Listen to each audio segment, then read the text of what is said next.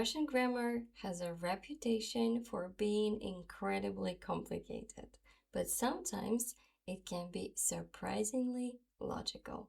Take, for example, the prepositional case. In Russian, its name is предложный падеж, from the word предлог, a preposition. And here's the interesting part.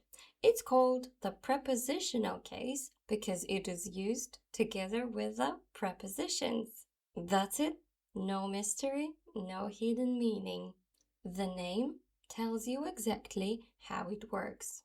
And if you want to know which prepositions it is used with, then stay tuned.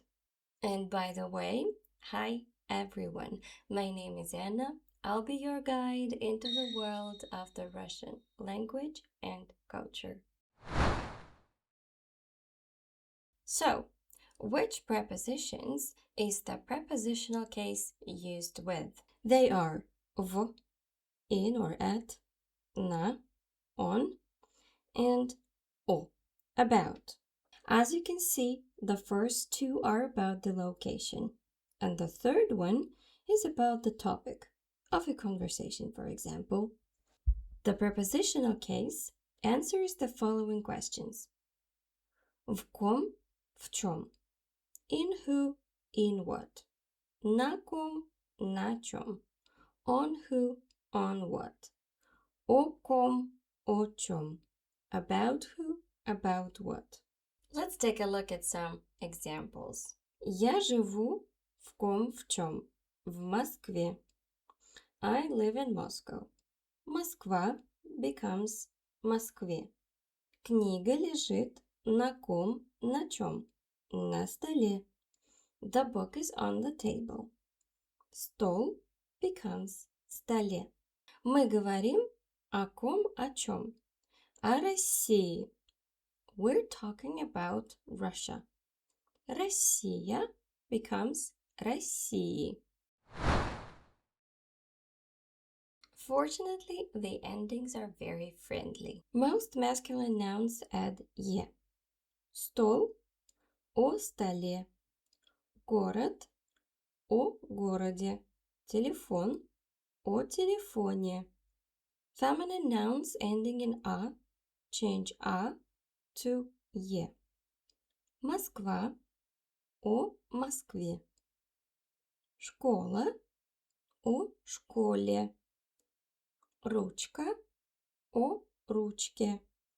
Feminine nouns ending in «я» change «я» to «и». Россия – о России. Технология – о технологии. Коммуникация – о коммуникации. Most neuter nouns end in «е» in the prepositional case. Море – о море.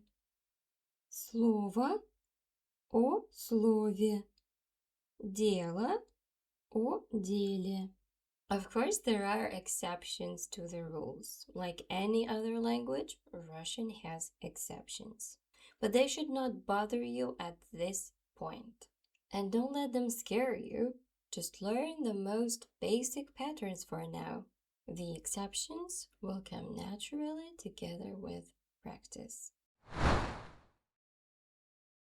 So, my congratulations! You've now learned all the 6 cases of the Russian language.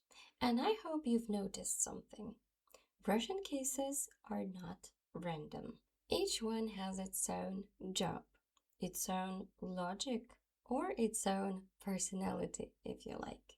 Once you stop memorizing the endings and start understanding why each case exists, Russian suddenly becomes way less intimidating. And for now, that's all that I wanted to share with you. Thank you so much for watching. Don't forget to subscribe, and I'll see you in my next videos.